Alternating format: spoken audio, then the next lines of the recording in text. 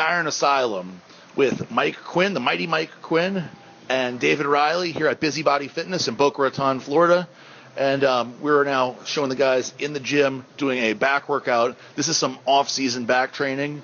And let's start with Mike. Mike, first of all, how did you and David hook up? I met David here in January, and actually David knew me when I was, when he was a kid growing up. That's when I was big in the field, and he trains like I used to train, like poundage-wise and intensity. It's identical to when I was younger.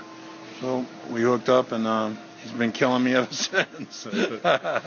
So we're gonna see that. Let's talk about that for a second, David. What he said. Some people are gonna watch the training video and they're gonna be like, "Wow, this is different than what I do." Could you explain the philosophy of what you guys are doing here today? Well, my philosophy in training is basically I believe in the basic compound movements. And, for example, the back workout that we just went through that you guys are going to see is, again, basic movements. I like to start by warming the lats up with some kind of a high pull to fill the lats up, get a lot of blood and lactic acid in the muscle. And then, honestly, it's 3 basic hardcore row movements. And it's my philosophy is just volume. We start light and we pyramid up and do a couple drop sets. It's really no secret. It's just finding that right intensity and getting to that mental frame of mind where it's, you go in there and you just get after it and hit it hard and worry about that mind-muscle connection and contract the muscle. And, honestly, that's what our bodybuilding is all about, is contracting the muscle and getting a lot of blood flow in there and really hitting it hard and showing intensity. It's now you guys do a lot of what we're going to be watching right now is some warm-ups, like you said, the pull-downs. And you guys are big into warm-ups. It's not like you go in there and kill it right away. You do a lot of warm-ups to get the blood in there. Exactly. Before you can start with really heavy weight, I believe you have to learn how to elongate and contract the muscle, so that's why we do a lot of pre-exhaust movements, to get a lot of lactic acid and blood in there. And, again, it's also, we want to preserve our bodies as well, so we don't want to jump into ridiculous weights, and, get injured and whatnot, so we can't train and get better. So, again, it's warming the joints, warming the tendons up, and getting that mind-muscle connection going on. And then after that, when we feel good, and then a lot of it is listening to your body, because there's certain days, obviously, we're going to be a little bit stronger than others, and, you got to listen to your body. That's why training with Mike, we kind of got the same mental attitude when it comes to training. We get in there and get after it. So, I guess we work hand in hand good together as far as training partners. So let's talk about, Mike, when you guys force reps. So one of the things people are going to see after you guys warm up is that you guys are, and you specifically, are a big believer in forcing reps and going way past failure.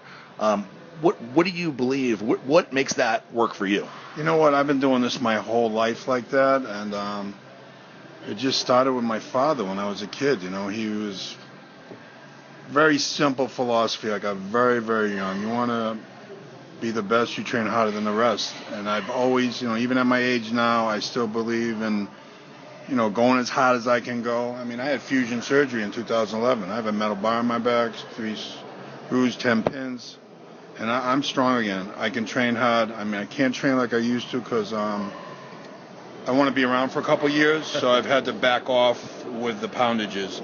I don't need to be stronger anymore. My days of being amazingly strong are over. I'm just happy to be able to train hard, high-intensity workouts again. I mean, honestly, I don't see it anymore. I just really don't see it anywhere anymore. We're at a gym where everybody stops and just looks at us like we're Martians, It's like, what are they doing? But we're in the zone. When you guys, and that is, you make a good point. When people out there are watching this video, they're going to see that you guys really train balls to the wall. And I'm in here every day, so I see you guys doing this, killing it every day. So this is a normal workout. Why do you think guys these days, pros and amateurs, don't train like that anymore? I'm going to be totally honest with you, and I've watched it happen over the last 20 years.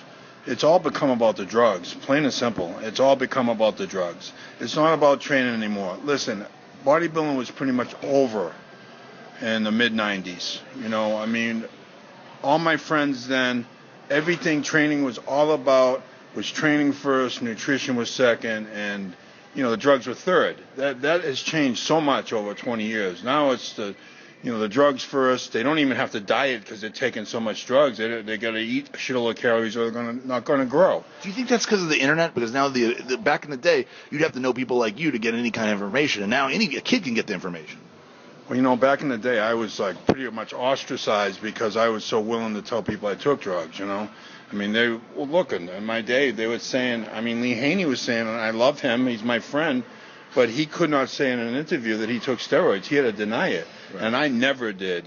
So I don't think there was enough guys talking about it in my era. And you're right, with the internet now, and you know what's happened? It's basic science. I mean, we're coming to find out that, full contact guys at a high professional level are doing something for recovery. Doesn't make them fucking steroid freaks or whatever they want to say it.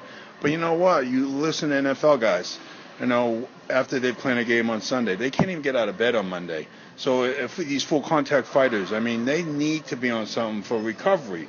But you know what? This is the problem. The biggest problem I see is you got young kids, like kids in high school, shouldn't take anything, but they are looking at all the controversy, especially with Lance Armstrong, and these kids actually have it in their mind that they're going to have to take drugs to be anything. They don't even learn how to train right and eat right, and those are the two fundamentals that you should be right out of the gate with. Do you see anybody doing that anymore? No. You're right, it's the internet and all the bad, wrong stuff, information on the internet. People that are so-called gurus that have no background in biochemistry are actually telling people, what to do chemically. And you see these people that are talking about this, and I see these guys that train other people, they don't even have physiques. They have no practical experience. I don't respect somebody that doesn't have a body, hasn't been on stage before, or actually has practical experience, at least 20 years. You don't see that anywhere now. Everybody's a so-called expert. Let me ask you, Dave, for the training, how important, when you were by yourself, before you met Mike over here, were you training the same way, with this level of intensity? And obviously you can't really do it on your own. Oh, yeah. I mean, honestly, my intensity was actually even more extreme at one time when I was younger. I mean, again, I think my training was based on my athletics. I was a former wrestler as well as football player. So, I mean, at the higher levels of college and pro level. So, I trained with a lot of Olympic athletes, some of the biggest names in wrestling ever, So, I mean, I got a big fun background in that. I mean, I was powerlifting, strength training, cardio, athlete, So if you were doing pump workouts, it wouldn't feel like you're working out. Exactly. I mean, the workouts where I was bodybuilding and being an extreme athlete too at the same time. There was a lot of days that, I'd run 5 miles in the morning, do 2 wrestling practices, lift weights at nighttime, close the gym myself, be up until 12 o'clock at night, training by myself or with, one of my wrestling coaches that was an alternate Olympic team. So, still am a big fan of him. He's still got it. He's over 50 years old and he's still kicking ass, So, I mean, he's got my respect and, and as far as myself, I definitely had ups and downs in this sport, get injured here and there. But, I mean, I know if I time it right with myself, I can be a top contender as well. So, that's what I'm trying to achieve myself as well. So, Mike, when will we see you back on stage? Or what's the plan with getting back on stage? The plan is not to get injured again. I tore my right quad in October. I just re-injured it 5 weeks ago. So it's going to be August 10th for sure, Tampa Pro. I'm backing off just a little bit, keeping high intensity, but I got to stop trying to keep up with him. Yeah. I can't help it, man. He starts throwing the big weights on, and I'm like, oh sure, I can do this. But you know what? I can't no more. I just need to be in shape. I'd like to get a couple years of being in condition. I mean, I don't know if they're ever going to do the Masters again. But you know what? To be honest with you, I don't care about competing. I'm getting in shape for myself. I never cared about I never was competitive like that. I always said, I'm going to get ready for a show. I'm going to be the best I can be, and whatever happens is going to happen. I mean, I've always had that philosophy because you know what? It's not like you're getting in the ring and you have to knock somebody out. Right. You've got people judging you that may love this guy's physique and another guy loves this guy's physique. I've watched my whole career people I honestly thought should win because on that day they were better and didn't win. I mean, We've seen it we've seen it for 20 years. Not always the best guy actually wins. So, no, I'm just, I'm telling you, I'm just so happy to be actually training. and get my life back. And he whoops my ass. He just, I nearly get sick every time we train. Legs and back, I got to go home and lie down. Yeah. Swear to God, dude. I'm nauseous and sick today we did back. I'm just like, yeah, it's great for me. So talk about, Dave, your competitive plans are, you have some shows planned for this year, right? Trying to get that pro card. Right. Right now, the next show to get the pro card is going to be the Masters Nationals. As of this last year, I believe, I think this is the second year now that they're doing this, they have a 35 to 40 age group. So I fall in that category now, so which is nice. So that's my plan again. It's in July is the Masters Nationals, which is in Pittsburgh. That's my plan as of now. So right now, that's the ultimate plan. And then after that, I'll see how I do there. And then I'll evaluate from there. We just see what goes from there because I'm going to get my pro card. So we'll see what happens, and if it does, great. If it doesn't, then I'm going to have a backup plan for this year, whether it be the North American or the Nationals, one or the other, because the Nationals are here in our backyard in Miami this year. So I don't want to think about that right now. Yeah, Thinking about I always, me, it's like I've never, in anything I've ever done, I train to win, period. I don't train to just win. I train to dominate and then win.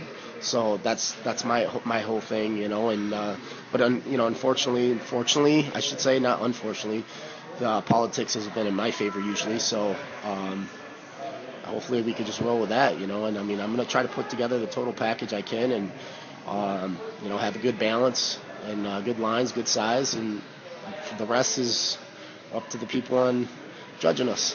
Before we end, I want to bring up one exercise you guys are doing, hopefully right around now in the video, which is the hyperextension, the cable row / hyperextension. I know this is one that you developed, Dave, and integrated into you guys' training, and it was something that looked interesting to me, and I've actually tried it once a few days ago, and it worked very well. So tell us a little about this exercise. Well, it's something I was actually playing around with, I don't know, maybe 2 or 3 years ago. This is after I hurt my back. I had a back injury, most bizarre thing ever. I never hurt my back, squatting, 800 pounds or so. I was reaching in my truck for my bag. I went down and I had major sciatic nerve problems for quite a while and keep re-injuring it and whatnot. So anyway, this exercise I kind of developed because it's kind of like a rowing movement as well as a lower back movement as well, and lower erectors as well as almost like a rhomboid and trap movement too, and lat. It's kind of pretty much a jack of all trade type movement. But the whole philosophy is to really get a good stretch with the lats and then get the elbows back and high as possible because you get the most contraction. And using the rope, you get the full range of motion too, rather than using like a bar or anything that kind of stops your range of motion. And then, try to get about 12 to 15 reps, give or take a rep or two, of slow, controlled, contracted movements. And then we drop the weight as far as the cable stack, and then we just go into a hyperextension movement to basically cash off the lower back. Again, it's not a fast, belligerent movement. It's more of a mind muscle. By this time right now, we're pretty much tired. So it's more of a feel movement, and contracting movement. So again, 3-4 sets tops. It's about all we got in us left, after doing all the rows and all that stuff. So, and I think it really helps put detail in your back, as far as when you're getting ready for the shows. It really helps, make all the muscles pop in your back when you're doing your back shots. So you get a little bit harder, a little bit more vascular and separation back there. So it's something I tried a while back ago, and I felt it. And, it wasn't a belligerent movement. So it kind of it takes a little toll off your body too at the same time, as well as being effective. As far as Mike's over here laughing. He's laughing, Yeah, but man, because I'm always nauseous and sick by the time we get there. Never fails. By the time we get to this exercise, I'm nauseous. Thank God I have nothing in my stomach because I can't throw up, but I am got a massive headache and I'm nauseous. I've never ever experienced on one of our back workouts when we get there. But that's and you're drenched by then, too. Yeah, and that probably now is the only way I know when I've had a good workout, if I get physically sick and I get a migraine. So I guess that's probably a little narcissistic, I think. But, no, I love it. Any final words, Mike? I don't know. You know what? I've always been believe in high intensity and training like an animal, and we leave it in the gym, man. I mean, this is old school. I think people need to go back to being old school. I mean, it's like being an athlete. I feel like an athlete. You know, I'm not just some pumper. You know, I'm a true athlete, and honestly, in my prime, I never seen anybody train harder than me. Yeah. You know, and I didn't care. That's why I didn't care if people beat me, because if you didn't beat me in the gym, how are you beating me on stage? Right. You know, we don't have that anymore. Right. It's all too cosmetic. Well, I have a feeling everybody out there is going to really enjoy this video, so I'm sure everybody will be harassing me to get back in the gym with these two guys. So for Mighty Mike Quinn, David Riley, Aaron Singerman, RX Muscle Club.